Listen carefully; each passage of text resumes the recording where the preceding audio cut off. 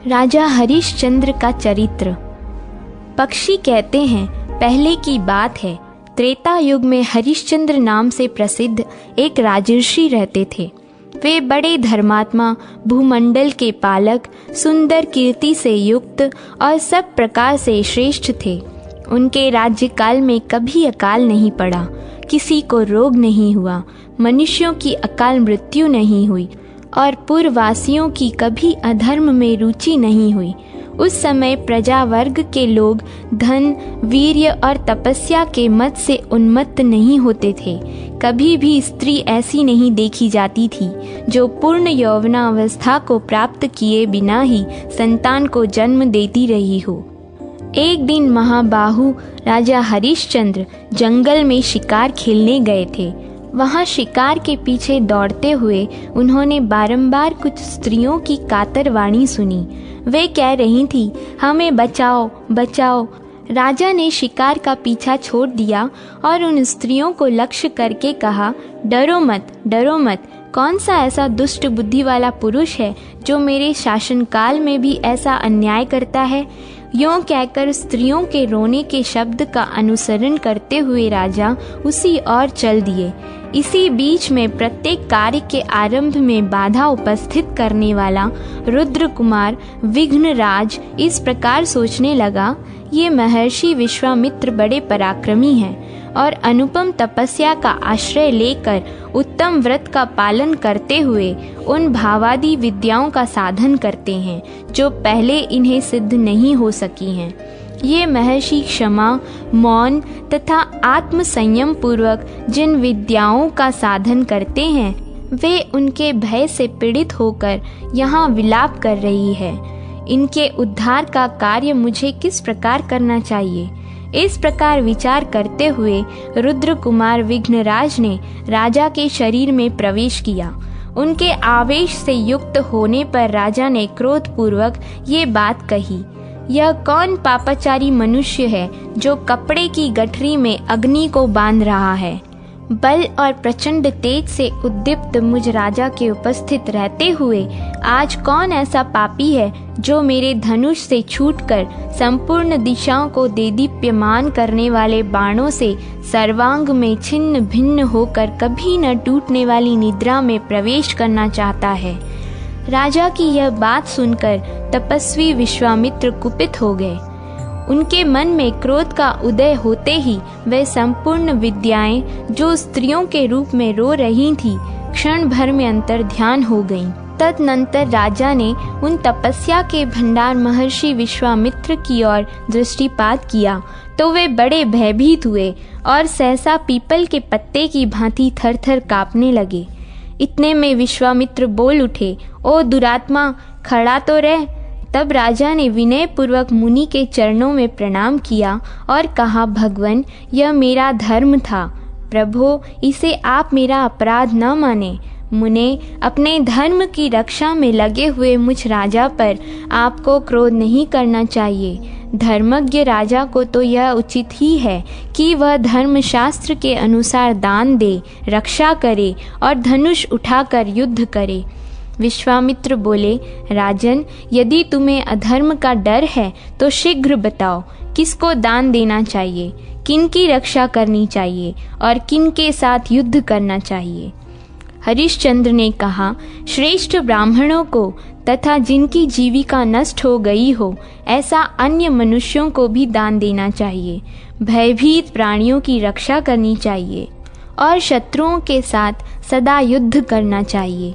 विश्वामित्र बोले, यदि तुम राजा हो और राजधर्म को भली भांति जानते हो तो मैं प्रतिग्रह की इच्छा रखने वाला ब्राह्मण हूँ। मुझे इच्छा अनुसार दक्षिणा दो।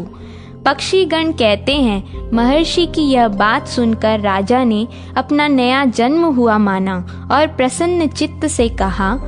हरिश्चंद्र बोले, भगवन, आपको मैं क्या दूं? आप निशंक होकर कहिए।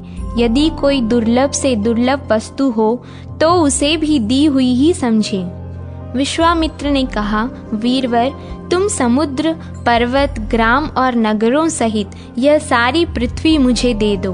रथ, घोड़े, हाथी, कोठार और खजाने सहित सारा राज्य भी मुझे समर्पित कर दो।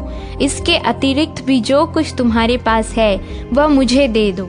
केवल अपनी स्त्री, पुत्र और शरीर को अपने पास रख लो। साथ ही अपने धर्म को भी तुम ही रखो, क्योंकि वह सदा कर्ता के ही साथ रहता है। परलोक में जाने पर भी वह साथ जाता है। मुनि का यह वचन सुनकर राजा ने प्रसन्न चित्त से तथास्तु कहा। हाथ जोड़कर उनकी आज्ञा स्वीकार की। उस समय उनके मुख पर शोक या चिंता का कोई चिन्ह नहीं था। विश्वामित्र बोले, राजर्षि, यदि तुमने अपना राज्य, पृथ्वी, सेना और धन आदि सर्वस्व मुझे समर्पित कर दिया तो मुझ तपस्वी के इस राज्य में रहते किसका प्रभुत्व रहा? हरिश्चंद्र ने कहा, ब्राह्मण, मैंने जिस समय यह पृथ्वी दी है उसी समय आप मेरे भी स्वामी हो गए हैं। फिर आपके इस पृथ्वी के राजा होने की तो बात ही क्या है? विश्वामित्र बोले, राजन, यदि तुमने यह सारी पृथ्वी मुझे दान कर दी तो जहाँ जहाँ मेरा प्रभुत्व हो वहाँ से तुम्हें निकल जाना चाहिए। करधनी आदि समस्त आभूषणों का संग्रह यहीं छोड़कर तुम वल्कल का वस्त्र लपेट लो और अपनी पत्नी तथा पुत्र के साथ चले जाओ। बहुत अच्छा कहकर राजा हरिश्चंद्र अपनी पत्नी शैब्या तथा पुत्र रोहिताश्व को साथ ले वहां से जाने लगे। उस समय विश्वामित्र ने उनका मार्ग रोककर कहा, मुझे राजसूय यज्ञ की दक्षिणा दिए बिना ही तुम कहाँ जा रहे हो? हरिश्चंद्र बोले, भगवान, यह अकंटक राज्य तो मैंने आपको दे ही दिया। अब तो मेरे पास ये 3 शरीर ही शेष बचे हैं। विश्वामित्र ने कहा, तो भी तुम्हें मुझे यज्ञ की दक्षिणा तो देनी ही चाहिए। विशेषतः ब्राह्मणों को कुछ देने की प्रतिज्ञा करके यदि न दिया जाए तो वह प्रतिज्ञा भंग का दोष उस व्यक्ति का नाश कर डालता है। राजन, राजसूय यज्ञ में ब्राह्मणों को जितने से संतोष हो उस यज्ञ की उतनी ही दक्षिणा देनी चाहिए। तुमने ही पहले प्रतिज्ञा की है कि देने की घोषणा कर देने पर अवश्य देना चाहिए। आतताइयों से युद्ध करना चाहिए तथा आर्तजनों की रक्षा करनी चाहिए। हरिश्चंद्र बोले, भगवान, इस समय मेरे पास कुछ भी नहीं है। समयानुसार अवश्य आपको दूंगा। विश्वामित्र ने कहा, राजन, इसके लिए मुझे कितने समय तक प्रतीक्षा करनी होगी? शीघ्र बताओ। हरिश्चंद्र बोले, ब्रह्मर्षि, मैं 1 महीने में आपको दक्षिणा के लिए धन दूंगा। इस समय मेरे पास धन नहीं है, अतः मुझे जाने की आज्ञा दीजिए। विश्वामित्र ने कहा, नृपश्रेष्ठ, जाओ जाओ, अपने धर्म का पालन करो, तुम्हारा मार्ग कल्याणमय हो। पक्षी कहते हैं, विश्वामित्र ने जब जाओ कहकर जाने की आज्ञा दी तब राजा हरिश्चंद्र नगर से चले गए। उनके पीछे उनकी प्यारी पत्नी शैब्या भी चली, जो पैदल चलने के योग्य कदापि नहीं थी। रानी और राजकुमार सहित राजा हरिश्चंद्र को नगर से निकलते देख उनके अनुयायी सेवकगण तथा पूर्ववासी मनुष्य विलाप करने लगे। हाँ नाथ, हम पीड़ितों का आप क्यों परित्याग कर रहे हैं? राजन, आप धर्म में तत्पर रहने वाले तथा पूर्ववासियों पर कृपा रखने वाले हैं। राजश्री, यदि आप धर्म समझें तो हमें भी अपने साथ ले चलें। महाराज, 2 घड़ी तो ठहर जाइए। हमारे नेत्र रूपी भ्रमर आपके मुखारविंद की रूप सुधा का पान कर लें, फिर हमें कब आपके दर्शन का सौभाग्य प्राप्त होगा। हाय, जिन महाराज के आगे आगे चलने पर पीछे से कितने ही राजा चला करते थे, आज उन्हीं के पीछे उनकी यह रानी अपने बालक पुत्र को गोद लेकर चल रही है। यात्रा के समय जिनके सेवक भी हाथियों पर बैठकर आगे जाते थे, वे ही महाराज हरिश्चंद्र आज पैदल चल रहे हैं। हाँ राजन, मनोहर भौहों, चिकनी त्वचा तथा ऊंची नासिका से सुशोभित आपका सुकुमार मुख मार्ग में धूलि से धूसरित एवं क्लेश युक्त होकर न जाने कैसी दशा को प्राप्त होगा। नृपश्रेष्ठ, ठहर जाइए, यहीं अपने धर्म का पालन कीजिए। क्रूरता का परित्याग ही सबसे बड़ा धर्म है। विशेषतः क्षत्रियों के लिए तो यही सबसे उत्तम है। नाथ, अब हमें स्त्री, पुत्र, धन, धान्य आदि से क्या लेना है? यह सब छोड़कर हम लोग आपके साथ छाया की भांति रहेंगे। हाँ नाथ, हाँ महाराज, हाँ स्वामी, आप हमें क्यों त्याग रहे हैं? जहाँ आप रहेंगे वहीं हम भी रहेंगे। जहाँ आप हैं वहीं सुख है, जहाँ आप हैं वहीं नगर है, और जहाँ हमारे महाराज आप हैं वहीं हमारे लिए स्वर्ग है। पूर्ववासियों की ये बातें सुनकर राजा हरिश्चंद्र शोकमग्न हो उन पर दया करने के लिए ही मार्ग में उस समय ठहर गए। विश्वामित्र ने देखा राजा का चित्त पूर्ववासियों के वचनों से व्याकुल हो उठा है। तब वे उनके पास आ पहुँचे और रोष तथा अमर्ष से आंखें फाड़ कर बोले, अरे तू तो बड़ा दुराचारी, झूठा और कपटपूर्ण बातें करने वाला है। धिक्कार है तुझे, जो मुझे राज्य देकर फिर उसे वापस ले लेना चाहता है। विश्वामित्र का यह कठोर वचन सुनकर राजा कांप उठे और जाता हूँ कहकर अपनी पत्नी का हाथ पकड़कर खींचते हुए शीघ्रता पूर्वक चले। राजा अपनी पत्नी को खींच रहे थे। वह सुकुमारी अबला चलने के परिश्रम से थक कर व्याकुल हो रही थी। तो भी विश्वामित्र ने सहसा उसकी पीठ पर डंडे से प्रहार किया। महारानी को इस प्रकार मार खाते देख महाराज हरिश्चंद्र दुख से आतुर होकर केवल इतना ही कह सके, भगवान जाता हूँ। उनके मुख से और कोई बात नहीं निकल सकी। उस समय परम दयालु 5 विश्वे देव आपस में इस प्रकार कहने लगे, ओह, यह विश्वामित्र तो बड़ा पापी है, न जाने किन लोकों में जाएगा। इनसे यज्ञकर्ताओं में श्रेष्ठ इन महाराज को अपने राज्य से नीचे उतार दिया है। विश्वे देवों की यह बात सुनकर विश्वामित्र को बड़ा रोष हुआ। उन्होंने उन सबको शाप देते हुए कहा, तुम लोग मनुष्य हो जाओ। फिर उनके अनुनय विनय से प्रसन्न होकर उन महामुनि ने कहा, मनुष्य होने पर भी तुम्हारे कोई संतान नहीं होगी, तुम विवाह भी नहीं करोगे, तुम्हारे मन में किसी के प्रति ईर्ष्या और द्वेष भी नहीं होगा, तुम पुनः काम क्रोध से मुक्त होकर देवत्व को प्राप्त कर लोगे। तदनंतर वे विश्वदेव अपने अंश से कुरुवंशियों के घर में अवतीर्ण हुए। वे ही द्रौपदी के गर्भ से उत्पन्न 5 पांडव कुमार थे। महामुनि विश्वामित्र के शाप से ही उनका विवाह नहीं हुआ। जैमिनी, इस प्रकार हमने पांडव कुमारों की कथा से संबंध रखने वाली बातें तुम्हें बतला दी। अब और क्या सुनना चाहते हो? जैमिनी बोले, आप लोगों ने क्रमशः मेरे प्रश्नों के उत्तर में ये सारी बातें बताईं।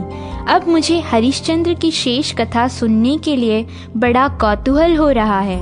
अहो, उन महात्मा ने बहुत बड़ा कष्ट उठाया।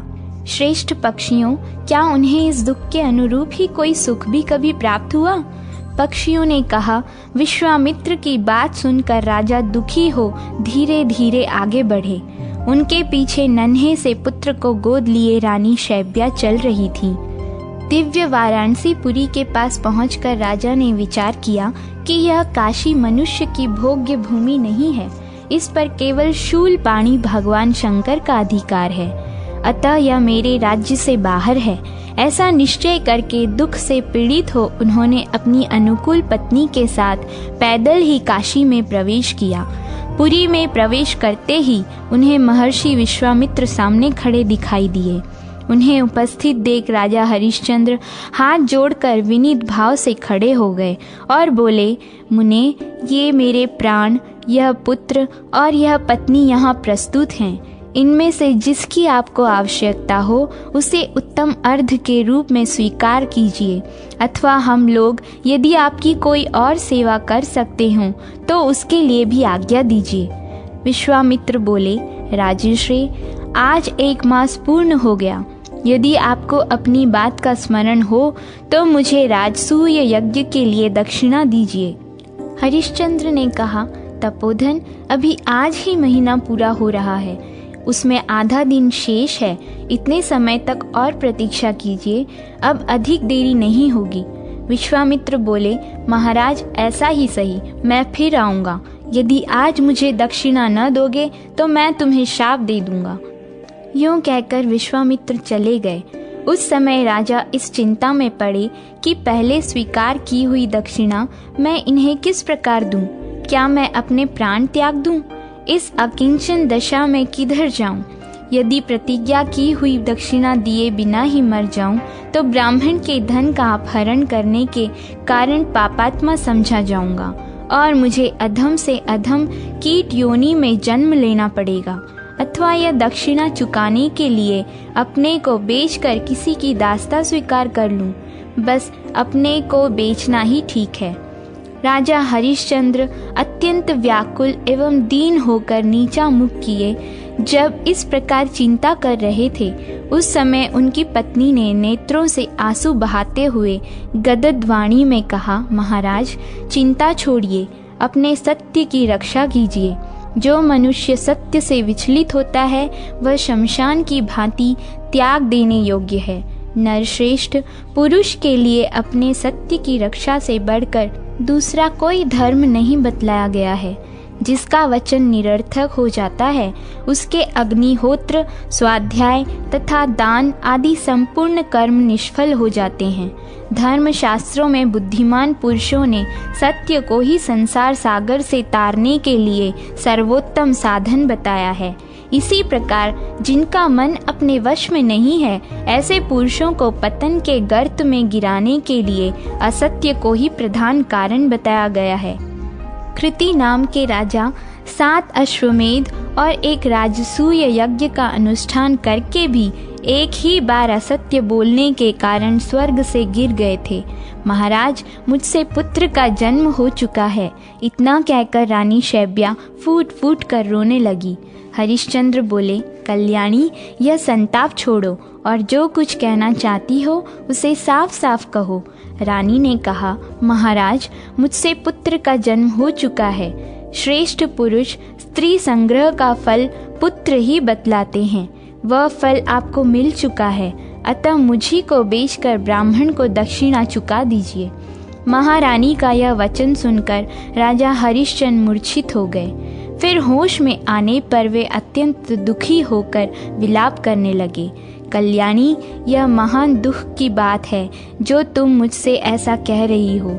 यूं कहकर नरश्रेष्ठ हरिश्चंद्र पृथ्वी पर गिर पड़े और मूर्छित हो गए। महाराज हरिश्चंद्र को पृथ्वी पर पड़ा देख रानी अत्यंत दुखित होकर बड़ी करुणा के साथ बोली, हाँ महाराज, यह किसका चीता हुआ अनिष्ट फल आपको प्राप्त हुआ है?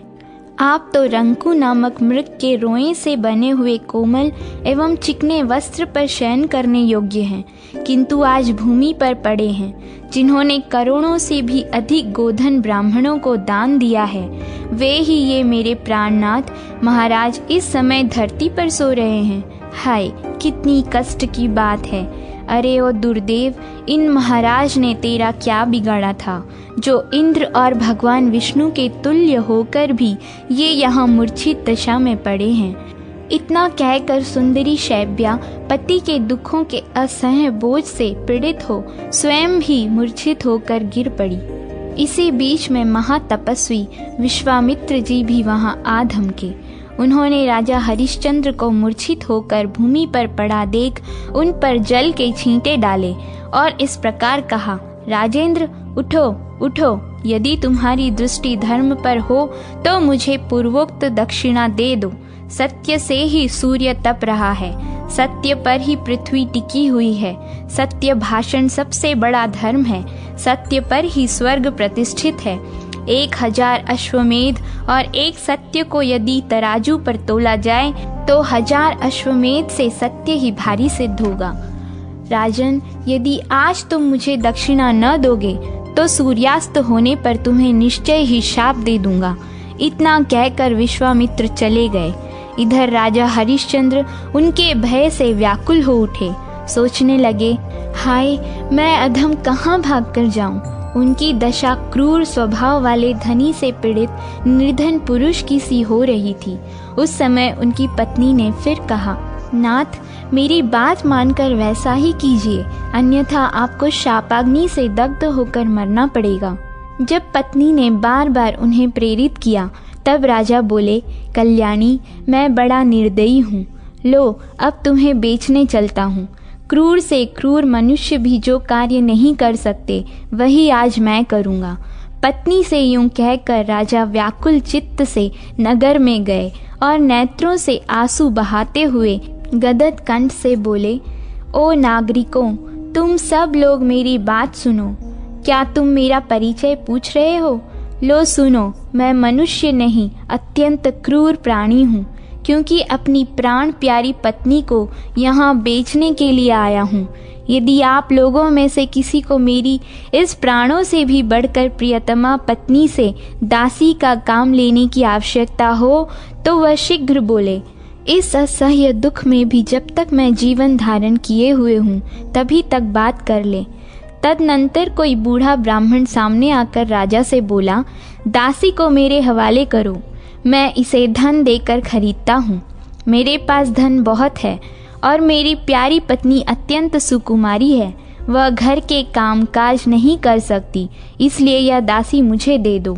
तुम अपनी इस पत्नी की कार्यदक्षता, अवस्था, रूप और स्वभाव के अनुरूप यह धन लो और इसे मेरे हवाले करो। ब्राह्मण के ऐसा कहने पर राजा हरिश्चंद्र का हृदय दुख से विदीर्ण हो गया। वे उसे कोई उत्तर न दे सके। तब उस ब्राह्मण ने राजा के वल्कल वस्त्र में उस धन को अच्छी तरह बांध दिया और उनकी पत्नी को खींचकर वह अपने साथ ले चला। माता को इस दशा में देखकर बालक रोहिताश्व रो उठा और हाथ से उसका वस्त्र पकड़कर अपनी ओर खींचने लगा। उस समय रानी ने अपने पुत्र से कहा, बेटा आओ, जी भर के देख लो, तुम्हारी माता अब दासी हो गई है। तुम राजपुत्र हो, मेरा स्पर्श न करो। अब मैं तुम्हारे स्पर्श करने योग्य न रही।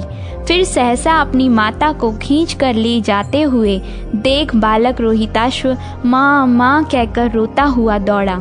उस समय उसके नेत्रों में आंसू बह रहे थे। जब बालक पास आया तब उस ब्राह्मण ने क्रोध में भरकर उसे लात से मारा, तो भी उसने अपनी माँ को नहीं छोड़ा, केवल माई माई कहकर विलखता रहा। तब रानी ने ब्राह्मण से कहा, स्वामिन, आप मुझ पर कृपा कीजिए, इस बालक को भी खरीद लीजिए। यद्यपि आपने मुझे खरीद लिया है, तथापि इस बालक के बिना मैं आपके कार्य को अच्छी तरह नहीं कर सकती। मैं बड़ी अभागिनी हूँ। आप मुझ पर दया करके प्रसन्न हो और बछड़े से गाय की तरह इस बालक से मुझे मिलाइए। ब्राह्मण बोला, राजन, यह धन लो और इस बालक को भी मेरे हवाले करो। यूं कहकर उसने पूर्ववत राजा के उत्तरीय खंड में वह धन बांध दिया और बालक को उसकी माता के साथ लेकर चल दिया। इस प्रकार पत्नी और पुत्र को ले जाए जाते देख राजा हरिश्चंद्र अत्यंत दुख से कातर हो गए और विलाप करने लगे। हाय, पहले जिसे वायु, सूर्य, चंद्रमा तथा बाहरी लोग कभी नहीं देख पाते थे, वही मेरी पत्नी आज दासी बन गई है। जिसके हाथों की उंगलियां अत्यंत सुकुमार है, वह सूर्य वंश में उत्पन्न मेरा बालक आज बेच दिया गया है। हाँ प्रिय, हाँ पुत्र, हाँ वत्स, मुझ नीच के अन्याय से तुम्हें दैवाधीन दशा को प्राप्त होना पड़ा, फिर भी मेरी मृत्यु नहीं होती, मुझे धिक्कार है। राजा हरिश्चंद्र इस प्रकार विलाप कर रहे थे। इतने में ही वह ब्राह्मण उन दोनों के साथ ले ऊंचे ऊंचे वृक्ष और ग्रह आदि की ओट में छिप गया। वह बड़ी शीघ्रता से चल रहा था। तदनंतर विश्वामित्र ने वहां पहुंचकर राजा से धन मांगा। राजा हरिश्चंद्र ने भी वह धन उन्हें समर्पित कर दिया। पत्नी और पुत्र को बेचने से प्राप्त हुए उस धन को थोड़ा देखकर कौशिक मुनि ने शोकाकुल राजा से कुपित होकर कहा, क्षत्रियाधम, क्या तू इसी को मेरे यज्ञ के अनुरूप दक्षिणा मानता है? यदि ऐसी बात है तो मेरे महान बल को देख। अपनी भली भांति की हुई तपस्या का, निर्मल ब्राह्मणत्व का, उग्र प्रभाव का तथा विशुद्ध स्वाध्याय का बल तुझे दिखाता हूँ। हरिश्चंद्र ने कहा, भगवन, कुछ काल और प्रतीक्षा कीजिए और भी दक्षिणा दूंगा। इस समय नहीं है, मेरी पत्नी और पुत्र बिक चुके हैं। विश्वामित्र ने कहा, राजन, दिन का चौथा भाग शेष है, इतने ही समय तक मुझे प्रतीक्षा करनी है। बस इसके उत्तर में तुम्हें कुछ कहने की आवश्यकता नहीं है। राजा हरिश्चंद्र से इस प्रकार निर्दयतापूर्ण निष्ठुर वचन कहकर और उस धन को लेकर कोप में भरे हुए विश्वामित्र तुरंत वहां से चल दिए। उनके जाने पर राजा भय और शोक के समुद्र में डूब गए। उन्होंने सब प्रकार विचार करके अपना कर्तव्य निश्चित किया और नीचा मुंह करके आवाज लगाई, जो मनुष्य मुझे धन से खरीद कर दास का काम लेना चाहता हो वह सूर्य के रहते रहते शीघ्र ही बोले। उसी समय धर्म चांडाल का रूप धारण करके तुरंत वहां आए। उस चांडाल के शरीर से दुर्गंध निकल रही थी। विकृत आकार, रूखा बदन, दाढ़ी मूछें बड़ी हुई और दांत निकले हुए थे। निर्दयता की तो वह मूर्ति ही था। काला रंग, लंबा पेट, पीलापन लिए हुए रूखे नेत्र और कठोर बाणी, यही उसका हुलिया था। उसने झुंड के झुंड पक्षियों को पकड़ रखा था। मुर्दों पर चढ़ी हुई मालाओं से वह अलंकृत था। उसने एक हाथ में खोपड़ी और दूसरे में लाठी ले रखी थी। उसका मुंह बहुत बड़ा था। वह देखने में भयानक तथा बारंबार बहुत बकवाद करने वाला था। कुत्तों से घिरे होने के कारण उसकी भयंकरता और भी बढ़ गई थी। चांडाल बोला, मुझे तुम्हारी आवश्यकता है। तुम शीघ्र ही अपनी कीमत बताओ। थोड़े अथवा बहुत, जितने धन से तुम प्राप्त हो सको उसे कहो। चांडाल की दृष्टि से क्रूरता टपक रही थी। वह बड़ी निष्ठुरता के साथ बातें करता था। देखने से अत्यंत दुराचारी प्रतीत होता था। इस रूप में उसे देखकर राजा ने पूछा, तू कौन है? चांडाल ने कहा, मैं चांडाल हूँ। इस श्रेष्ठ नगरी में मुझे सब लोग प्रवीर के नाम से पुकारते हैं। मैं वध्य मनुष्यों का वध करने वाला और मुर्दों का वस्त्र लेने वाला प्रसिद्ध हूँ। हरिश्चंद्र बोले, मैं चांडाल का दास होना नहीं चाहता। वह बहुत ही निंदित कर्म है। शापाग्नि से जल मरना अच्छा, किंतु चांडाल के अधीन होना कदापि अच्छा नहीं है। वे इस प्रकार कह ही रहे थे कि महान तपस्वी विश्वामित्र मुनि आ पहुँचे और क्रोध एवं अमर्ष से आंखें फाड़कर राजा से बोले, यह चांडाल तुम्हें बहुत सा धन देने के लिए उपस्थित है। उसे ग्रहण करके मुझे यज्ञ की पूरी दक्षिणा क्यों नहीं देते? यदि तुम चांडाल के हाथ अपने को बेचकर उससे मिला हुआ धन मुझे नहीं दोगे तो मैं निस्संदेह तुम्हें शाप दे दूंगा। हरिश्चंद्र ने कहा, ब्रह्मर्षि, मैं आपका दास हूँ, दुखी हूँ, भयभीत हूँ और विशेषतः आपका भक्त हूँ। आप मुझ पर कृपा करें। चांडाल का संपर्क बड़ा ही निंदनीय है।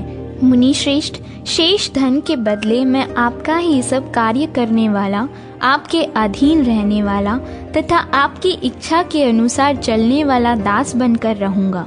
विश्वामित्र बोले, यदि तुम मेरे दास हो तो मैंने 1 अरब स्वर्ण मुद्रा लेकर तुम्हें चांडाल को दे दिया। अब तुम उसके दास हो। मुनि के ऐसा कहने पर चांडाल मन ही मन बहुत प्रसन्न हुआ। उसने विश्वामित्र को धन देकर राजा को बांध लिया और उन्हें डंडों की मार से अचेत सा करता हुआ वह अपने घर की ओर ले चला। उस समय राजा की इंद्रियां अत्यंत व्याकुल हो गई थीं। तदनंतर राजा हरिश्चंद्र चांडाल के घर में रहने लगे। वे प्रतिदिन सवेरे, दोपहर और शाम को निम्नांकित बातें गुनगुनाया करते थे। हाय मेरी दीन मुखी पत्नी, अपने आगे दीन मुख बालक रोहिताश्व को देखकर अत्यंत दुख में मग्न हो जाती होगी और उस समय इस आशा से कि राजा धन कमाकर हम दोनों को छुड़ाएंगे बारंबार मेरा स्मरण करती होगी। उसे इस बात का पता न होगा कि मैं ब्राह्मण को और भी अधिक धन देकर अत्यंत पापमय संसर्ग में जीवन व्यतीत कर रहा हूँ। राज्य का नाश, सुहृदयों का त्याग, पत्नी और पुत्र का विक्रय तथा अंत में चांडालत्व की प्राप्ति हो, यह एक के बाद एक दुख की कैसी परंपरा चली आती है। इस प्रकार वह चांडाल के घर में रहते हुए प्रतिदिन अपने प्रिय पुत्र तथा अनुकूल पत्नी का स्मरण किया करते थे। अपना सर्वस्व छीन जाने के कारण राजा बहुत व्याकुल रहते थे। कुछ काल के बाद राजा हरिश्चंद्र चांडाल के वश में होने के कारण शमशान घाट पर मुर्दों के कपड़े संग्रह करने में काम में नियुक्त हुए। चांडाल ने उन्हें आज्ञा दी थी कि तुम मुर्दों के आने की प्रतीक्षा में रात दिन यहीं रहो। यह आदेश पाकर राजा काशीपुरी के दक्षिण शमशान भूमि में बने हुए शव मंदिर में गए। उस शमशान में बड़ा भयंकर शब्द होता था। वहाँ सैकड़ों सियारिनें भरी रहती थीं। चारों ओर मुर्दों की खोपड़ियाँ बिखरी पड़ी थीं। सारा शमशान दुर्गंध से व्याप्त और अत्यंत धूम से आच्छादित था। उसमें पिशाच, भूत, वेताल, डाकिनी और यक्ष रहा करते थे। गिद्धों और गीदड़ों से भी वह स्थान भरा पड़ा था। झुंड के झुंड कुत्ते उसे घेरे रहते थे। यत्र तत्र हड्डियों के ढेर लगे हुए थे और सब ओर से बड़ी दुर्गंध आती थी। अनेकों मृत व्यक्तियों के बंधु बांधवों के करुण क्रंदन से वह शमशान भूमि बड़ी ही भयानक और कोलाहल पूर्ण रहती थी। हा पुत्र, हा मित्र, हा बंधु, हा भ्राता, हा वत्स, हा प्रियतम, हा पतिदेव, हाय बहन, हाय माता, हाय मामा, हा पितामह, हा मातामह, हा पिताजी, हा पौत्र, हा बांधव, तुम कहाँ चले गए, लौट आओ। इस प्रकार विलाप करने वालों की करुणापूर्ण ध्वनि वहाँ जोर जोर से सुनाई पड़ती थी।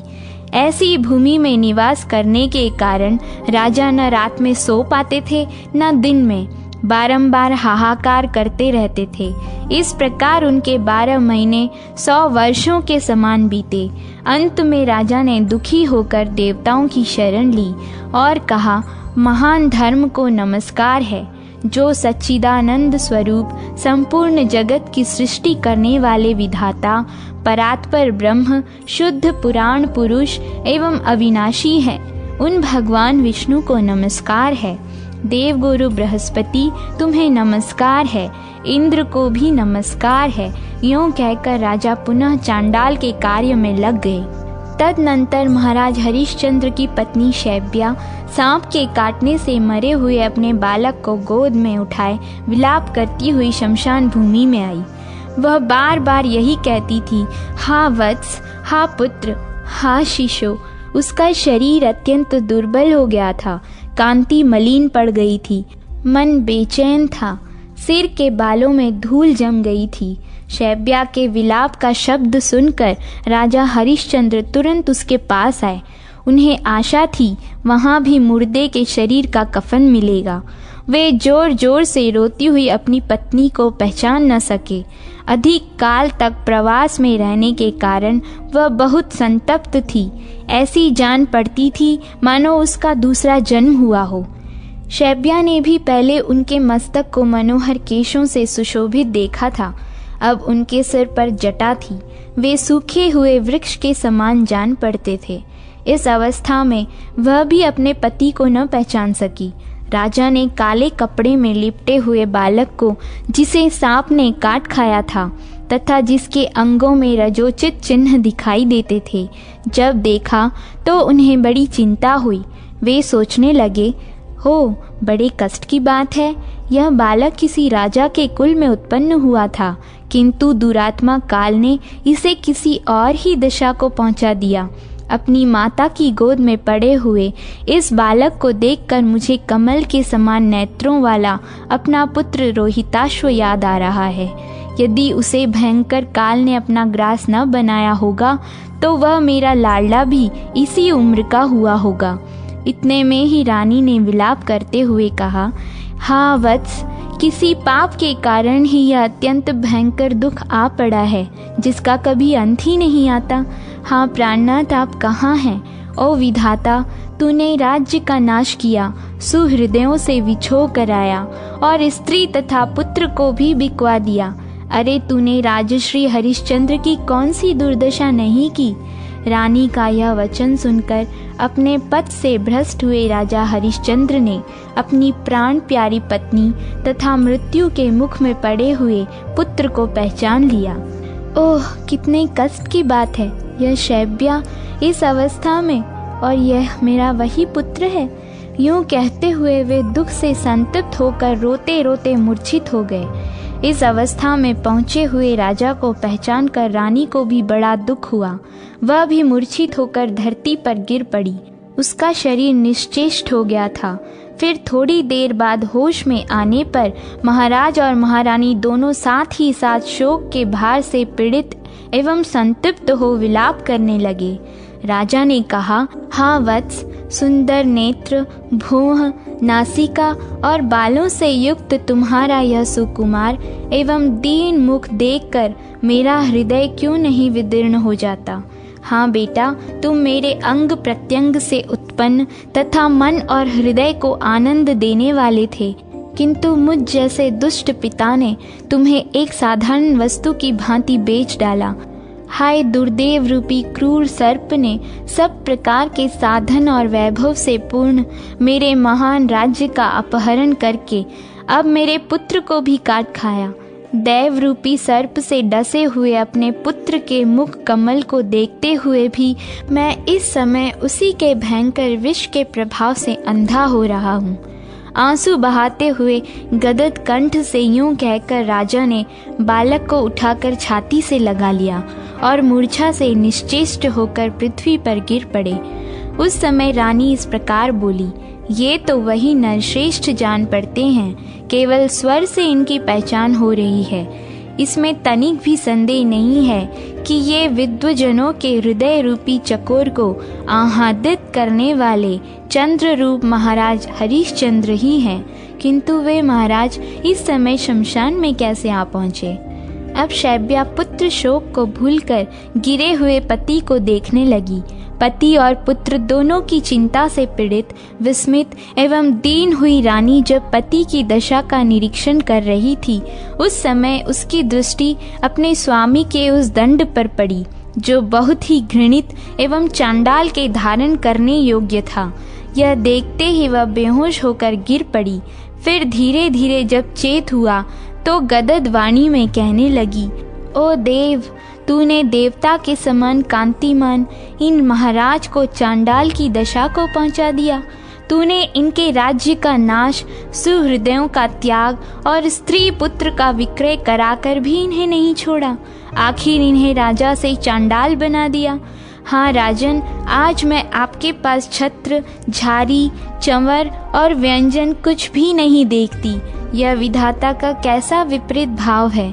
पूर्व काल में जिनके आगे आगे चलने पर कितने ही राजा सेवक बनकर अपनी चादरों से धरती बुहारा करते थे, वे ही महाराज अब दुख से पीड़ित हो इस अपवित्र शमशान भूमि में विचरते हैं, जहाँ खोपड़ियों से सटे कितने ही मिट्टी के घड़े चारों ओर बिखरे पड़े हैं, जहाँ मृतकों की लाश से चर्बी गल गल कर पृथ्वी के सूखे दोनों में पड़ रही है। चिता की राख, अंगारे, अधजली हड्डियों और मज्जा के ढेर से यहाँ की भयंकरता बहुत ही बढ़ गई है। यहाँ के गृंधों और गीदड़ों के भयंकर नाद सुनकर छोटे छोटे पक्षी भाग गए हैं। चिता के धुएं से यहाँ की सारी दिशाएं काली दिखाई देती हैं। यूं कहकर महारानी शैब्या महाराज हरिश्चंद्र के कंठ में लग गईं तथा कष्ट एवं सैकड़ों प्रकार के शोक से आक्रांत हो आर्तवाणी में विलाप करने लगी। राजन, यह स्वप्न है या सत्य? महाभाग, आप इसे जैसा समझते हो बतलाएं। मेरा मन अचेत होता जा रहा है। रानी की यह बात सुनकर महाराज हरिश्चंद्र ने गर्म सांस ली और गदगद वाणी में अपने को चांडालत्व प्राप्त होने की सारी कथा कह सुनाई। उसे सुनकर रानी को बड़ा दुख हुआ और उसने गर्म सांस खींचकर बहुत देर तक रोने के पश्चात अपने पुत्र की मृत्यु की यथार्थ घटना निवेदित की। पुत्र के मरने की बात सुनकर राजा पुनः पृथ्वी पर गिर पड़े और विलाप करते हुए बोले, प्रिय, अब मैं अधिक दिनों तक जीवित रहकर क्लेश भोगना नहीं चाहता, परंतु मेरा अभाग्य तो देखो, मेरी आत्मा भी मेरे अधीन नहीं है। तुम मेरे अपराधों को क्षमा करना, मैं आज्ञा देता हूँ, तुम ब्राह्मण के घर चली जाओ। शुभे, मैं राजपत्नी हूँ, इस अभिमान में आकर कभी उस ब्राह्मण का अपमान न करना। सब प्रकार के यत्न करके उसे संतुष्ट रखना, क्योंकि स्वामी देवता के समान होता है। रानी बोली, राजश्री, मुझसे भी अब यह दुख का भार नहीं सहा जाता, अतः आपके साथ ही मैं भी चिता की जलती हुई आग में प्रवेश करूंगी। यह सुनकर राजा ने कहा, पतिव्रते, जैसी तुम्हारी इच्छा हो वैसा ही करो। तदनंतर राजा ने चिता बनाकर उसके ऊपर अपने पुत्र को रखा और अपनी पत्नी के साथ हाथ जोड़कर सबके ईश्वर परमात्मा नारायण श्री हरि का स्मरण किया, जो हृदय रूपी गुफा में विराजमान है तथा जिनका वासुदेव, सुरेश्वर आदि अंत रहित ब्रह्म, कृष्ण, पीताम्बर एवं शुभ आदि नामों से चिंतन किया जाता है। उनके इस प्रकार के भगवत स्मरण करने पर इंद्र आदि संपूर्ण देवता धर्म को अगुआ बनाकर तुरंत वहां आए और इस प्रकार बोले, राजन, हमारी बात सुनो। तुम्हारे स्मरण करने पर संपूर्ण देवता यहाँ उपस्थित हुए हैं। ये साक्षात पितामह ब्रह्मा जी हैं और ये स्वयं भगवान धर्म हैं। इनके सिवा साध्य गण, विश्वेदेव, मरुदण और लोकपाल भी अपने वाहनों सहित पधारे हैं। नाग, सिद्ध, गंधर्व, रुद्र, अश्विनी कुमार तथा और भी बहुत से देवता यहाँ उपस्थित हुए हैं। साथ ही बाबा विश्वामित्र जी भी हैं। तत्पश्चात धर्म ने कहा, राजन, प्राण त्यागने का साहस न करो। मैं साक्षात धर्म तुम्हारे पास आया हूँ। तुमने अपनी क्षमा, इंद्रिय संयम तथा सत्य आदि गुणों से मुझे संतुष्ट किया है। इंद्र बोले, महाभाग हरिश्चंद्र, मैं इंद्र तुम्हारे पास आया हूँ। तुमने स्त्री पुत्र के साथ सनातन लोकों पर अधिकार प्राप्त किया है। राजन, पत्नी और पुत्र को साथ लेकर स्वर्ग लोक को चलो, जिसे तुमने अपने शुभ कर्मों से प्राप्त किया है तथा जो दूसरे मनुष्यों के लिए अत्यंत दुर्लभ है। इसके बाद इंद्र ने चिता के ऊपर आकाश से अमृत की वृष्टि की, जो अकाल मृत्यु का निवारण करने वाली है। फिर फूलों की वर्षा होने लगी। देवताओं की दुंदुभी जोर जोर से बज उठी। इस प्रकार वहां एकत्रित हुए देवताओं के समाज में महात्मा राजा का पुत्र रोहिताश्व चिता से जीवित हो उठा। उसका शरीर सुकुमार और स्वस्थ था। उसकी इंद्रियों और मन में प्रसन्नता थी। फिर तो महाराज हरिश्चंद्र ने अपने पुत्र को तुरंत छाती से लगा लिया। वे स्त्री सहित पूर्ववत तेज और कांति से संपन्न हो गए। उनकी देह पर दिव्य हार और वस्त्र शोभा पाने लगे। राजा स्वस्थ एवं पूर्ण मनोरथ हो परम आनंद में निमग्न हो गए। उस समय इंद्र ने पुनः उनसे कहा, महाभाग, स्त्री और पुत्र सहित तुम्हें उत्तम गति प्राप्त होगी, अतः अपने कर्मों के फल भोगने के लिए दिव्य लोक को चलो।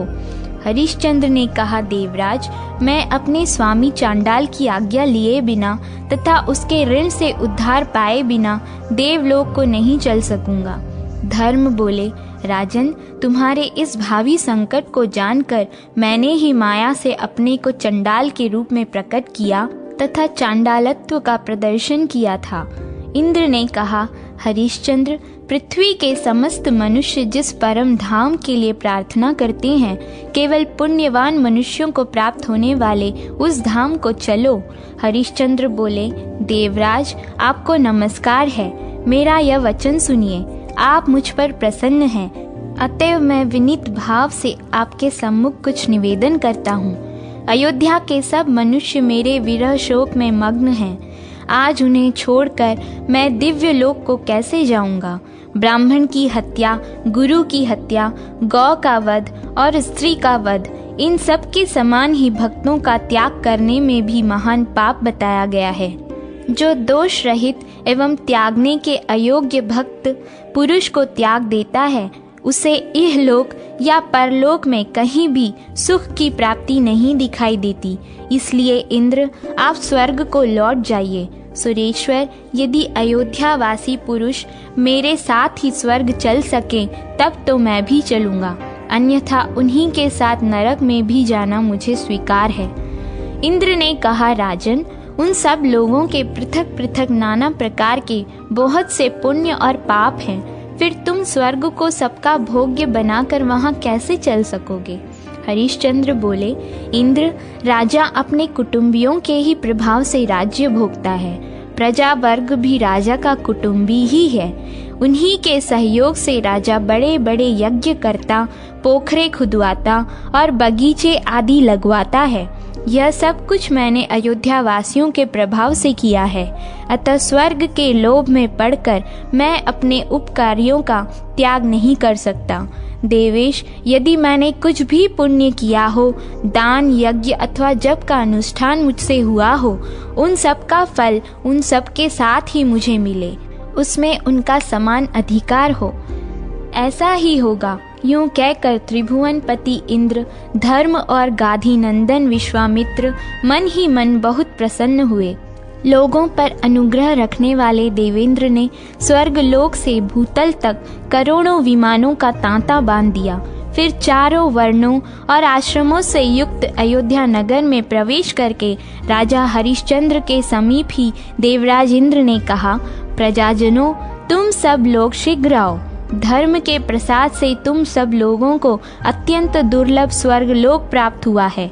इंद्र की यह बात सुनकर महाराज हरिश्चंद्र की प्रसन्नता के लिए महातपस्वी विश्वामित्र ने राजकुमार रोहिताश्व को परम रमणीय अयोध्यापुरी में ला वहां राज्य सिंहासन पर अभिषिक्त कर दिया। देवताओं, मुनियों और सिद्धों के साथ रोहिताश्व का राज्याभिषेक करके राजा सहित सभी बंधु बांधव बहुत प्रसन्न हुए। उसके बाद वहां के सब लोग अपने पुत्र, भृत्य और स्त्रियों सहित स्वर्गलोक को चले। वे पग पग पर एक विमान से दूसरे विमान पर जा पहुंचते थे। विमानों के सहित यह अनुपम ऐश्वर्य पाकर महाराज हरिश्चंद्र बहुत प्रसन्न हुए। स्वर्ग में नगर के आकार वाले सुंदर विमानों में जो परकोटों से सुशोभित था, महाराज हरिश्चंद्र विराजमान हुए। उनकी यह समृद्धि देखकर सब शास्त्रों का तत्व जानने वाले दैत्याचार्य महाभाग शुक्र ने इस प्रकार उनका यशोगान किया। अहो, क्षमा का कैसा महात्म्यान है, दान का कितना महान फल है, जिससे हरिश्चंद्र अमरावतीपुरी में आए और इंद्रपद को प्राप्त हुए। पक्षीगण कहते हैं, जैमिनी जी, राजा हरिश्चंद्र का यह सारा चरित्र मैंने आपसे वर्णन किया। दुख में पड़ा हुआ जो मनुष्य इसका श्रवण करता है वह महान सुख पाता है। इसके श्रवण से पुत्रार्थी को पुत्र, सुखार्थी को सुख, स्त्री की इच्छा रखने वाले को स्त्री और राज्य की कामना वाले को राज्य की प्राप्ति होती है। उसकी संग्राम में विजय होती है और वह कभी नरक संवाद का आरंभ, जीव की मृत्यु तथा नरक गतिका का वर्णन। जैमिनी ने पूछा, श्रेष्ठ पक्षियों, प्राणियों की उत्पत्ति और लय कहाँ होते हैं? इस विषय में मुझे संदेह है। मेरे प्रश्न के अनुसार आप लोग इसका समाधान करें। जीव कैसे जन्म लेता है, कैसे मरता है और किस प्रकार गर्भ में पीड़ा सहकर माता के उदर में निवास करता है? फिर गर्भ से बाहर निकलने पर वह किस प्रकार बुद्धि को प्राप्त होता है और मृत्यु काल में किस तरह चैतन्य स्वरूप के द्वारा शरीर से विलग होता है? सभी प्राणी मृत्यु के पश्चात पुण्य और पाप दोनों का फल भोगते हैं, किंतु वे पुण्य और पाप किस प्रकार अपना फल देते हैं, ये सारी बातें मुझे बताइए, जिससे मेरा सब संदेह दूर हो जाए। पक्षी बोले, महर्षि, आपने हम लोगों पर बहुत बड़े प्रश्न का भार रख दिया है, इसकी कहीं तुलना नहीं है। महाभाग, इस विषय में एक प्राचीन वृत्तांत सुनिए। पूर्व काल में एक परम बुद्धिमान भृगुवंशी ब्राह्मण थे। उनके सुमति नाम का एक पुत्र था। वह बड़ा ही शांत और जड़ रूप में रहने वाला था। उपनयन संस्कार हो जाने के बाद उस बालक से उसके पिता ने कहा, सुमते, तुम सभी वेदों को क्रमशः आद्योपांत पढ़ो, गुरु की सेवा में लगे रहो और भिक्षा के अन्न का भोजन किया करो। इस प्रकार ब्रह्मचर्य की अवधि पूरी करके गृहस्थाश्रम में प्रवेश करो और वहां उत्तम उत्तम यज्ञों का अनुष्ठान करके अपने मन के अनुरूप संतान उत्पन्न करो। तदनंतर वन की शरण लो और वानप्रस्थ के नियमों का पालन करने के पश्चात परिग्रह रहित सर्वस्व त्यागी सन्यासी हो जाओ। ऐसा करने से तुम्हें उस ब्रह्म की प्राप्ति होगी जहाँ जाकर तुम शोक से मुक्त हो जाओगे। इस प्रकार अनेकों बार कहने पर भी सुमति जड़ होने के कारण कुछ भी नहीं बोलता था। पिता भी स्नेहवश बारंबार अनेक प्रकार से ये बातें उसके सामने रखते थे। उन्होंने पुत्र प्रेम के कारण मीठी वाणी में अनेक बार उसे लोभ दिखाया। इस प्रकार उनके बार बार कहने पर एक दिन सुमति ने हंसकर कहा, पिताजी, आज आप जो उपदेश दे रहे हैं उसका मैंने बहुत बार अभ्यास किया है। इसी प्रकार दूसरे दूसरे शास्त्रों और भांति भांति की शिल्प कलाओं का भी सेवन किया है। इस समय मुझे अपने 10,000 से भी अधिक जन्म स्मरण हो आए हैं। खेद, संतोष, क्षय, वृद्धि और उदय का भी मैंने बहुत अनुभव किया है। शत्रु, मित्र और पत्नी के संयोग वियोग भी मुझे देखने को मिले हैं।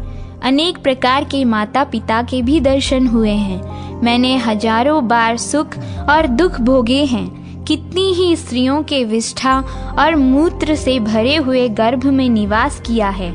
सहस्त्रों प्रकार के रोगों की भयानक पीड़ाएं सहन की हैं। गर्भावस्था में मैंने जो अनेकों प्रकार के दुख भोगे हैं, बचपन, जवानी और बुढ़ापे में भी जो क्लेश सहन किए हैं, वे सब मुझे याद आ रहे हैं। ब्राह्मण, क्षत्रिय, वैश्य और शूद्रों की योनियों में, फिर पशु, मृग, कीट और पक्षियों की योनियों में तथा राजसेवकों एवं युद्ध में पराक्रम दिखाने वाले राजाओं के घरों में भी मेरे कई बार जन्म हो चुके हैं। इसी तरह अब की बार आपके घर में भी मैंने जन्म लिया है। मैं बहुत बार मनुष्यों का भृत्य, दास, स्वामी, ईश्वर और दरिद्र रह चुका हूँ। दूसरों ने मुझे और मैंने दूसरों को अनेक बार दान दिए हैं। पिता, माता, सुहृद, भाई और स्त्री इत्यादि के कारण कई बार संतुष्ट हुआ हूँ और कई बार दीन होकर रोते हुए मुझे आंसुओं से मुंह धोना पड़ा है। पिताजी, यूं ही इस संसार चक्र में भटकते हुए मैंने अब वह ज्ञान प्राप्त किया है जो मोक्ष की प्राप्ति करने वाला है। उस ज्ञान को प्राप्त कर लेने पर अब यह ऋक्, यजु और साम वेदोक्त समस्त क्रियाकलाप गुण शून्य दिखाई देने के कारण मुझे अच्छा नहीं लगता। अतः जब ज्ञान प्राप्त हो गया तब वेदों से मुझे क्या प्रयोजन है। अब तो मैं गुरु विज्ञान से परितृप्त, निरीह एवं सदात्मा हूँ। अतः 6 प्रकार के भाव विकार, दुख, सुख, हर्ष, राग तथा संपूर्ण गुणों से वर्जित उस परम पद रूप ब्रह्म को प्राप्त होऊंगा। पिताजी, जो राग, हर्ष, भय, उद्वेग, क्रोध, अमर्ष और वृद्धावस्था से व्याप्त है तथा कुत्ते, मृग आदि की योनि में बांधने वाले सैकड़ों बंधनों से युक्त है, उस दुख की परंपरा का परित्याग करके अब मैं चला जाऊंगा। पुत्र की यह बात सुनकर महाभाग पिता का हृदय प्रसन्नता से भर गया। उन्होंने हर्ष और विस्मय से गदगद वाणी में अपने पुत्र से कहा, बेटा, तुम यह क्या कहते हो? तुम्हें कहाँ से ज्ञान प्राप्त हो गया?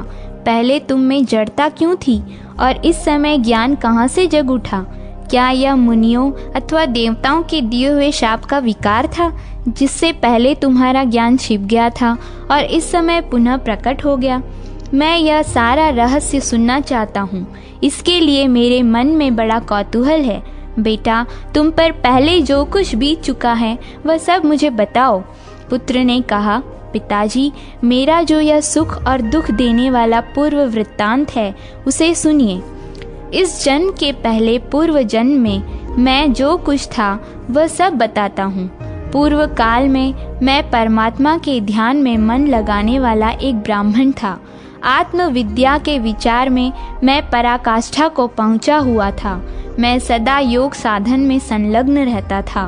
निरंतर अभ्यास में लगने, सत्पुरुषों का संग करने, अपने स्वभाव से ही विचार परायण होने, तत्वमसि आदि महाकाव्यों के विचारने और तत्व पदार्थ के शोधन करने आदि के कारण उस परमात्म तत्व में ही मेरी परम प्रीति हो गई। फिर मैं शिष्यों के संदेह का निवारण करने वाला आचार्य बन गया। फिर बहुत समय के पश्चात मैं एकांत सेवी हो गया, किंतु दैवात अज्ञान से सद्भाव का नाश हो जाने के कारण प्रमाद में पड़कर मेरी मृत्यु हो गई। तथापि मृत्यु काल से लेकर अब तक मेरी स्मरण शक्ति का लोप नहीं हुआ। मेरे जन्मों के जितने वर्ष बीत गए हैं उन सब की स्मृति हो आई है। पिताजी, उस पूर्व जन्म के अभ्यास से ही जितेंद्रिय होकर अब फिर मैं वैसा ही यत्न करूँगा जिससे भविष्य में फिर मेरा जन्म न हो। मैंने जो दूसरों को ज्ञान दिया था उसी का यह फल है कि मुझे पूर्व जन्म की बातों का स्मरण हो रहा है। केवल त्रयी धर्म का सहारा लेने वाले मनुष्यों को इसकी प्राप्ति नहीं होती। अतः मैं इस प्रथम आश्रम से ही संन्यास धर्म का आश्रय ले एकांत सेवी हो आत्मा के उद्धार के लिए यत्न करूँगा। अतः महाभाग, आपके हृदय में जो संशय है उसे कहिए, मैं उसका समाधान करूँगा। इतनी सी सेवा से भी आपकी प्रसन्नता का संपादन करके मैं पिता के ऋण से मुक्त हो सकूंगा। पक्षी कहते हैं, तब पुत्र की बात पर श्रद्धा करते हुए पिता ने उससे वही बात पूछी जो आपने अभी संसार में जन्म ग्रहण करने के संबंध में हम लोगों से पूछी है। पुत्र ने कहा, पिताजी, जिस प्रकार मैंने तत्व का बारंबार अनुभव किया है उसे बतलाता हूँ, सुनिए। यह क्षण भंगुर संसार चक्र प्रवाह रूप से अजर है, निरंतर चलते रहने वाला है, कभी स्थिर नहीं रहता। तात, आपकी आज्ञा से मैं मृत्यु काल से लेकर अब तक की सब बातों का वर्णन करता हूँ। शरीर में जो गर्मी या पित्त है वह तीव्र वायु से प्रेरित होकर जब अत्यंत कुपित हो जाती है उस समय बिना ईंधन के ही उद्दीप्त हुई अग्नि की भांति बढ़कर मर्म स्थानों को विदीर्ण कर देता है। तत्पश्चात उदान नामक वायु ऊपर की ओर उठता है और खाए पिए हुए अन्न जल को नीचे की ओर जाने से रोक देता है। उस आपत्ति की अवस्था में भी उसी को प्रसन्नता रहती है जिसने पहले जल, अन्न एवं रस का दान किया है। जिस पुरुष ने श्रद्धा से पवित्र किए हुए अंतःकरण के द्वारा पहले अन्नदान किया है वह उस रुग्णावस्था में अन्न के बिना भी तृप्ति लाभ करता है। जिसने कभी मिथ्या भाषण नहीं किया, दो प्रेमियों के पारस्परिक प्रेम में बाधा नहीं डाली तथा जो आस्तिक और श्रद्धालु है वह सुख पूर्वक मृत्यु को प्राप्त होता है। जो देवता और ब्राह्मणों की पूजा में संलग्न रहते, किसी की निंदा नहीं करते तथा सात्विक, उदार और लज्जाशील होते हैं, ऐसे मनुष्यों को मृत्यु के समय कष्ट नहीं होता। जो कामना से, क्रोध से अथवा द्वेष के कारण धर्म का त्याग नहीं करता, शास्त्रोक्त आज्ञा का पालन करने वाला तथा सौम्य होता है, उसकी मृत्यु भी सुख से होती है। जिन्होंने कभी जल का दान नहीं किया है उन मनुष्यों को मृत्यु काल उपस्थित होने पर अधिक जलन होती है तथा अन्न दान न करने वाले को उस समय भूख का भारी कष्ट भोगना पड़ता है। जो लोग जाड़े के दिनों में लकड़ी दान करते हैं वे शीत के कष्ट को जीत लेते हैं। जो चंदन दान करते हैं वे ताप पर विजय पाते हैं तथा जो किसी भी जीव को उद्वेग नहीं पहुंचाते वे मृत्यु काल में प्राणघातिनी वेदना का अनुभव नहीं करते। मोह और अज्ञान फैलाने वाले लोग महान भय को प्राप्त होते हैं। नीच मनुष्य तीव्र वेदनाओं से पीड़ित होते रहते हैं। जो झूठी गवाही देते, झूठ बोलते, बुरी बातों का उपदेश देते और वेदों की निंदा करते हैं, वे सब लोग मूर्छाग्रस्त होकर मृत्यु को प्राप्त होते हैं। ऐसे लोगों की मृत्यु के समय यमराज के दुष्ट दूत हाथों में हथौड़ी एवं मुदर लिए आते हैं। वे बड़े भयंकर होते हैं और उनकी देह से दुर्गंध निकलती रहती है। उन यमदूतों पर दृष्टि पड़ते ही मनुष्य कांप उठता है और भ्राता, माता तथा पुत्रों का नाम लेकर बारंबार चिल्लाने लगता है। उस समय उसकी वाणी स्पष्ट समझ में नहीं आती। एक ही शब्द, एक ही आवाज सी जान पड़ती है। भय के मारे रोगी की आंखें झूमने लगती है और उसका मुख सूख जाता है। उसकी सांस ऊपर को उठने लगती है। दृष्टि की शक्ति भी नष्ट हो जाती है। फिर वह अत्यंत वेदना से पीड़ित होकर उस शरीर को छोड़ देता है और वायु के सहारे चलता हुआ वैसे ही दूसरे शरीर को धारण कर लेता है, जो रूप, रंग और अवस्था में पहले शरीर के समान ही होता है। वह शरीर माता पिता के गर्भ से उत्पन्न नहीं, कर्म जनित होता है और यातना भोगने के लिए ही मिलता है। तदनंतर यमराज के दूत शीघ्र ही उसे दारुण पाशों से बांध लेते हैं और डंडों की मार से व्याकुल करते हुए दक्षिण दिशा की ओर खींच ले जाते हैं। उस मार्ग पर कहीं तो कुश जमे होते हैं, कहीं कांटे फैले होते हैं, कहीं बॉम्बी की मिट्टियाँ जमी होती है, कहीं लोहे की कीलें गड़ी होती हैं और कहीं पथरीली भूमि होने के कारण वह पथ अत्यंत कठोर जान पड़ता है। कहीं जलती हुई आग की लपटें मिलती हैं तो कहीं सैकड़ों गड्ढों के कारण वह मार्ग अत्यंत दुर्गम प्रतीत होता है। कहीं सूर्य इतने तपते हैं कि उस राह से जाने वाला जीव उनकी किरणों में जलने लगता है। ऐसे पथ से यमराज के दूत उसे घसीट कर ले जाते हैं। वे दूत घोर शब्द करने के कारण अत्यंत भयंकर जान पड़ते हैं। जिस समय वे जीव को घसीट कर ले जाते हैं, सैकड़ों गीदड़ियां जुटकर उसके शरीर को नोच नोच कर खाने लगती हैं। पापी जीव ऐसे ही भयंकर मार्ग से यमलोक की यात्रा करते हैं।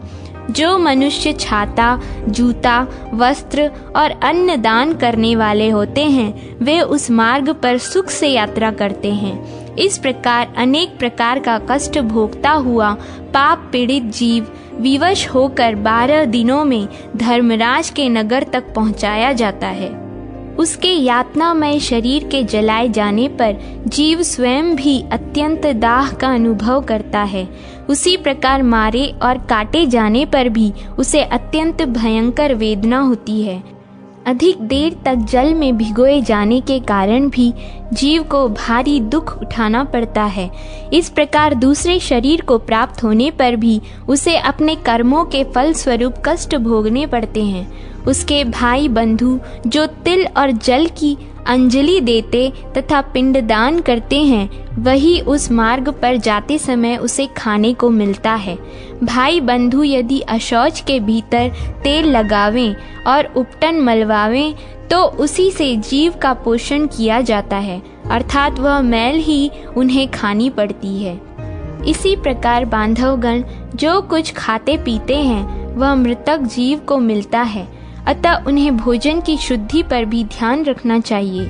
यदि भाई बंधु भूमि पर शयन करें तो उससे जीव को कष्ट नहीं होता, और यदि वे उसके निमित्त दान करें तो उससे मृत जीव को बड़ी तृप्ति होती है। यमदूत जब उसे साथ लेकर जाते हैं तो वह 12 दिनों तक अपने घर की ओर देखता रहता है। उस समय पृथ्वी पर उसके निमित्त जो जल और पिंड दिए जाते हैं उन्हीं का वह उपभोग करता है।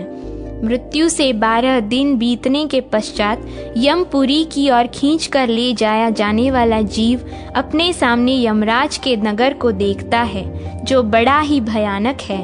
उस नगर में पहुंचने पर उसे मृत्यु, काल और अंतक आदि के बीच में बैठे हुए यमराज का दर्शन होता है, जो कज्जल राशि के समान काले हैं और अत्यंत क्रोध से लाल लाल आंखें किए रहते हैं। दाढ़ों के कारण उनका मुख बड़ा विकराल दिखलाई पड़ता है। टेढ़ी भौहों से युक्त उनकी आकृति बड़ी भयंकर है। वे कुरूप, भीषण और टेढ़े मेढ़े सैकड़ों रोगों से घिरे रहते हैं। उनकी भुजाएं विशाल है।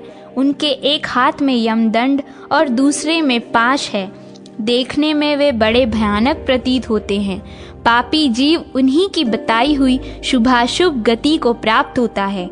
झूठी गवाही देने और झूठ बोलने वाला मनुष्य रौरव नरक में जाता है। अब मैं रौरव का स्वरूप बतलाता हूँ, आप ध्यान देकर उसे सुने। रौरव नरक की लंबाई चौड़ाई 2000 योजन की है। वह एक गड्ढे के रूप में है जिसकी गहराई घुटनों तक की है। वह नरक अत्यंत दुस्तर है। उसमें भूमि के बराबर तक अंगार राशि बिछी रहती है। उसके भीतर की भूमि दहकते हुए अंगारों से बहुत तपी होती है। सारा नरक तीव्र वेग से प्रज्वलित होता रहता है। उसी के भीतर यमराज के दूत पापी मनुष्य को डाल देते हैं। वह धधकती हुई आग में जब जलने लगता है तो इधर उधर दौड़ता है, किंतु पग पग पर उसका पैर जल भूनकर राख होता रहता है। वह दिन रात में कभी एक बार पैर उठाने और रखने में समर्थ होता है। इस प्रकार सहस्त्रों योजन पार करने पर वह उससे छुटकारा पाता है। फिर दूसरे पापों की शुद्धि के लिए उसे वैसे ही अन्य नरकों में जाना पड़ता है। इस प्रकार सब नरकों में यातना भोग कर निकलने के बाद पापी जीव तिर्यक योनि में जन्म लेता है। क्रमशः कीड़े मकोड़े, पतंग, हिंसक जीव, मच्छर, हाथी, वृक्ष आदि, गौ, अश्व अथवा अन्य दुखदायिनी पाप योनियों में जन्म धारण करने के पश्चात वह मनुष्य योनि में आता है। उसमें भी वह कुरूप, कुबड़ा, नाटा और चांडाल आदि होता है। फिर अवशिष्ट पाप और पुण्य से युक्त हो वह क्रमशः ऊंचे चढ़ने वाली योनियों में जन्म लेता है। शूद्र, वैश्य, क्षत्रिय, ब्राह्मण, देवता तथा इंद्र आदि के रूप में उत्पन्न होता है। इस प्रकार पाप करने वाले जीव नरकों में नीचे गिरते हैं। अब पुण्यात्मा जीव जिस प्रकार यात्रा करते हैं उसको सुनिए। वे पुण्यात्मा मनुष्य धर्मराज की बताई हुई पुण्यमयी गति को प्राप्त होते हैं। उनके साथ गंधर्व गीत गाते चलते हैं, अप्सराएं नृत्य करती रहती हैं तथा वे भांति भांति के दिव्य आभूषणों से सुशोभित हो सुंदर विमानों पर बैठकर यात्रा करते हैं। वहां से पृथ्वी पर आने पर वे राजाओं तथा अन्य महात्माओं के कुल में जन्म लेते और सदाचार का पालन करते हैं। वहां उन्हें श्रेष्ठ भोग प्राप्त होते हैं। तदनंतर शरीर त्यागने के बाद वे पुनः स्वर्ग आदि ऊपर के लोकों में जाते हैं। ऊपर के लोकों में होने वाली गति को आरोहणी कहते हैं। फिर वहां से पुण्य भोग के पश्चात जो मृत्युलोक में उतरना होता है वह अवरोहिणी गति है। इस अवरोहिणी गति को प्राप्त होने पर मनुष्य फिर पहले की ही भांति आरोहणी गति को प्राप्त होते हैं। ब्रह्मर्षि, जीव की जिस प्रकार मृत्यु होती है वह सब प्रसंग मैंने आपसे कह सुनाया। अब जिस तरह जीव गर्भ में आता है उस विषय का वर्णन सुनिए।